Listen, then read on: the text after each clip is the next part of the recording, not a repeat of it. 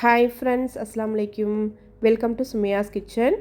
Nikkei பிராண்டில் mixer grinder வாங்கியிருக்கேன். அதோட ரிவ்யூ பார்க்கலாம். அதோட கிச்சனுக்கு தேவையான 2-3 திங்ஸ் வாங்கியிருக்கேன். ஒரு ரெசிபியும் பார்த்துடலாம். வீடியோவை ஸ்கிப் பண்ணாமல் பாருங்கள்.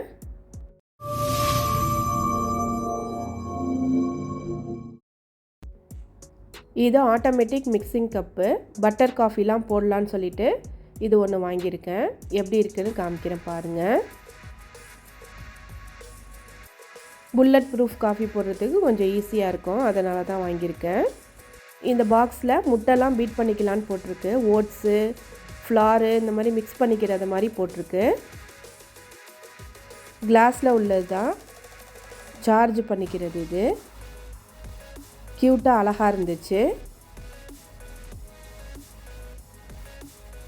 சுமையாஸ் கிச்சனை ஃபஸ்ட் டைமாக பார்க்குறீங்கன்னா மறக்காமல் லைக் பண்ணிவிட்டு சப்ஸ்கிரைப் பண்ணிக்கோங்க.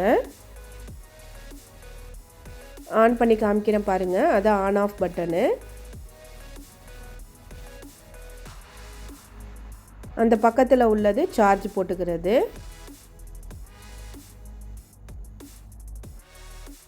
டயட்டில் உள்ளவங்களுக்கெல்லாம் ரொம்ப யூஸ்ஃபுல்லாக இருக்கும்.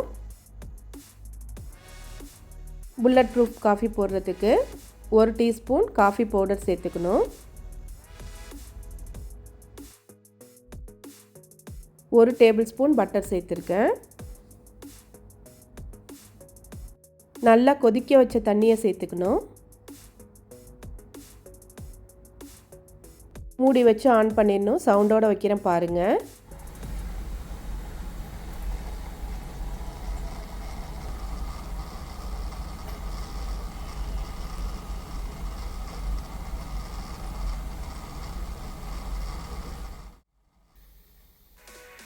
புல்லட் ப்ரூஃப் காஃபி ரெடி ஆயிடுச்சு.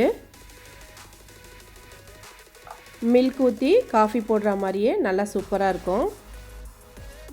கொஞ்சமாக டேஸ்ட்டுக்கு தேன் ஊற்றி குடிக்கலாம். சுகர்லாம் எதுவும் போடக்கூடாது. சும்மாவே குடிக்கலாம், நல்லாயிருக்கும். அவ்வளோதான், புல்லட் ப்ரூஃப் காஃபி சூப்பராக ரெடி ஆயிடுச்சு. நல்லா ஹேண்டியாக இருக்குது, ஈஸியாக ரெடி பண்ணிடலாம். கேக்கு, பிஸ்கெட்லாம் நான் அடிக்கடி செய்வேன், அதனால் இந்த கிச்சன் ஸ்கேல் ஒன்று வாங்கியிருக்கேன். நார்மலாக மெஷரிங் கப்பில் தான் அளந்துக்குவேன். இப்போ இதை வாங்கியிருக்கேன். இதுக்கு பேட்ரி கொடுத்துருந்தாங்க, பேட்ரி போட்டிருக்கேன்.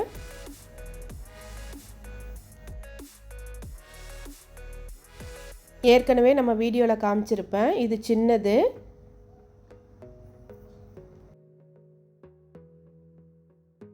வீடியோலாம் எடுக்கிறதால இந்த பிளான்ட்டை வச்சு வீடியோ எடுத்து அழகாக இருக்குமேன்னு சொல்லிட்டு இந்த 2 இது வாங்கியிருக்கேன்.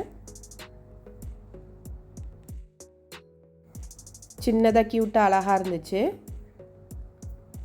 இது எப்படி இருக்குன்னு சொல்லுங்கள். ரொம்ப நாளாக என்னோடய வீடியோவில் பார்த்துருப்பீங்க மிக்சர் கிரைண்டரு. அது ரொம்ப நாளாக யூஸ் பண்ணிக்கிட்டு இருக்கேன். இப்போ வீணாக போயிடுச்சு. அதனால இந்த நிக்காயோட மிக்சர் கிரைண்டர் வாங்கியிருக்கேன்.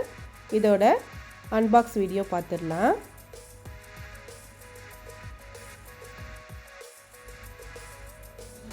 மொதல் வச்சுருந்தது இம்பெக்ஸ் பிராண்ட் வச்சுருந்தேன். இப்போ நிக்காய் வாங்கியாச்சு. நம்ம சேனலில் டெய்லி ஷார்ட்ஸ் வீடியோ போட்டுக்கிட்டு இருக்கேன், ஃப்ரீ டைமில் பாருங்கள். இந்த மிக்ஸி ஃபினிஷிங்கே சூப்பராக இருந்துச்சு. சில்வர் கலரில் நல்லா இருந்துச்சு.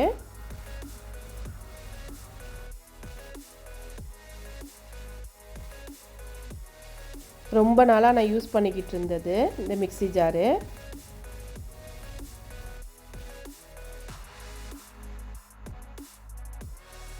இதில் 3 ஜார் கொடுத்துருக்காங்க. ஓப்பன் பண்ணி காமிக்கிறேன் பாருங்கள்.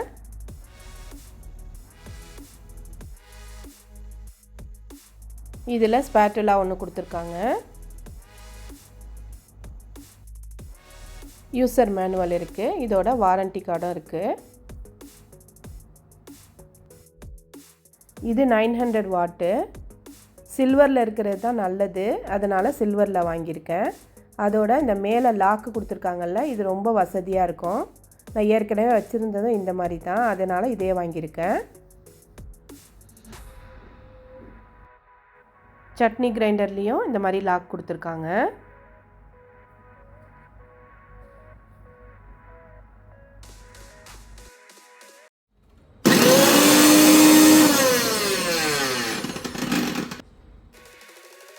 எல்லா ஜாரியுமே செக் பண்ணியாச்சு, எல்லாமே நல்லாயிருக்கு. இன்னொரு வீடியோவாக போடுறேன். கொஞ்ச நாள் நான் யூஸ் பண்ணிவிட்டு அதுக்கப்புறம் எப்படி இருக்குதுன்னு சொல்லிவிட்டு உங்களுக்கு ஹானஸ்டான ரிவ்யூ கொடுப்பேன். டெமோவும் காமிக்கிறேன். இந்த மிக்சர் ஜார் எப்படி இருக்குதுன்னு சொல்லிவிட்டு கமெண்ட் பண்ணுங்கள். ரெசிபி பார்த்துடலாம். வெள்ளை காராமணி குழம்பு எப்படி செய்கிறதுன்னு பார்க்கலாம். 1/2 கப் தேங்காய் எடுத்துக்கோங்க, மிக்ஸி ஜாரில் சேர்த்துக்கணும். 1/2 டீஸ்பூன் மஞ்சள் தூள், 1/2 டீஸ்பூன் மிளகாய் தூள் சேர்த்துக்கோங்க. என்னோடய மிளகாய் தூள் வந்து ரொம்ப காரமாக இருக்கும், அதனால் நான் 1/2 டீஸ்பூன் சேர்த்துருக்கேன். உங்கள் காரத்துக்கு ஏற்ற மாதிரி சேர்த்துக்கோங்க. 1/2 டீஸ்பூன் ஜீரகத்தூள் சேர்த்துக்கணும். இது 1 பாட் ரெசிபி. குக்கர்லேயே எல்லாத்தையும் ஒன்றா போட்டு ரெடி பண்ணிடலாம். பேச்சுலர்ஸ்லாம் ரொம்ப யூஸ்ஃபுல்லாக இருக்கும். 2 டேபிள் ஸ்பூன் மல்லித்தூள் சேர்த்துக்கோங்க. கொஞ்சமாக தண்ணி சேர்த்துக்கணும். நல்லா அரைச்சி எடுத்துக்கோங்க. ப்ரெஷர் குக்கரில் 3 டேபிள் ஸ்பூன் நல்லெண்ணெய் சேர்த்துக்கோங்க. நல்லெண்ணெய் சேர்த்து செஞ்சால் சூப்பராக இருக்கும். ஒரு பெரிய வெங்காயம் சின்னதாக கட் பண்ணி சேர்த்துக்கணும்.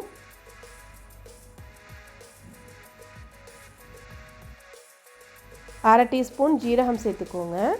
1/2 டீஸ்பூன் கடுகு சேர்த்துக்கணும்.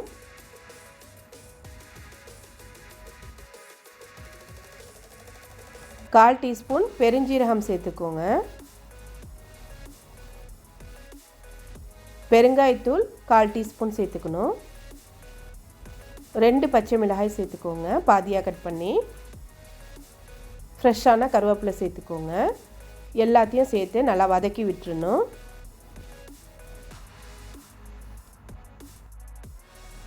2 பல்லு பூண்டு சின்னதாக கட் பண்ணி சேர்த்துக்கோங்க. அது என்கிட்ட இல்லை, அதனால் நான் சேர்க்கல.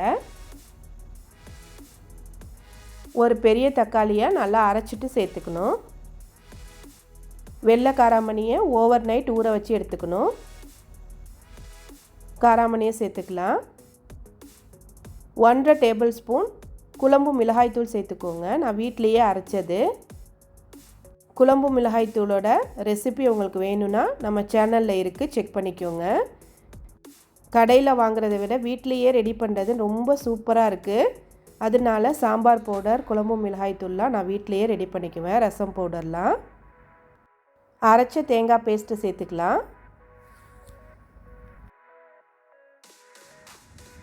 மிக்ஸி ஜாரை கழுவி அந்த தண்ணியை கொஞ்சமாக சேர்த்துக்கணும்.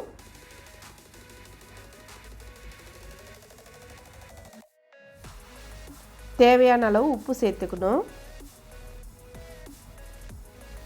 முடிஞ்ச வரை கல் உப்பு சேர்த்துக்கோங்க. எல்லாத்தையும் ஒன்றா சேர்த்து நல்லா மிக்ஸ் பண்ணி விட்டுறணும்.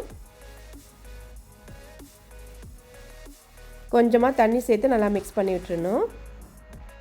இதுலேயே 2 முட்டையும் அவிக்க வச்சுக்கிறேன். நார்மல் ப்ரெஷர் குக்கரில் ரெடி பண்ணால் 3 விசில் விட்டு எடுத்துக்கோங்க. இந்த ப்ரெஷர் குக்கரில் பீன் மோடில் 18 நிமிஷம் வச்சுருக்கேன். ஸ்டார்ட் கொடுத்துடலாம்.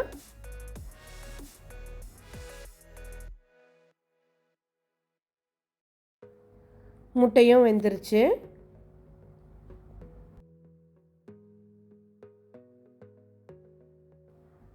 காராமணி குழம்பும் சூப்பராக ரெடி ஆயிருச்சு. வெள்ளை காராமணி எவ்வளோ சூப்பராக வெந்து வந்திருக்குன்னு பாருங்கள். காராமணி குழம்பும் சூப்பராக ரெடி ஆயிருச்சு. இது ரைஸுக்கு, சப்பாத்திக்கு, இட்லி, தோசை எல்லாத்துக்குமே வச்சு சாப்பிட்லாம். கண்டிப்பாக ட்ரை பண்ணி பாருங்கள். லாஸ்ட்டாக மல்லித்தழை சேர்த்துக்கோங்க.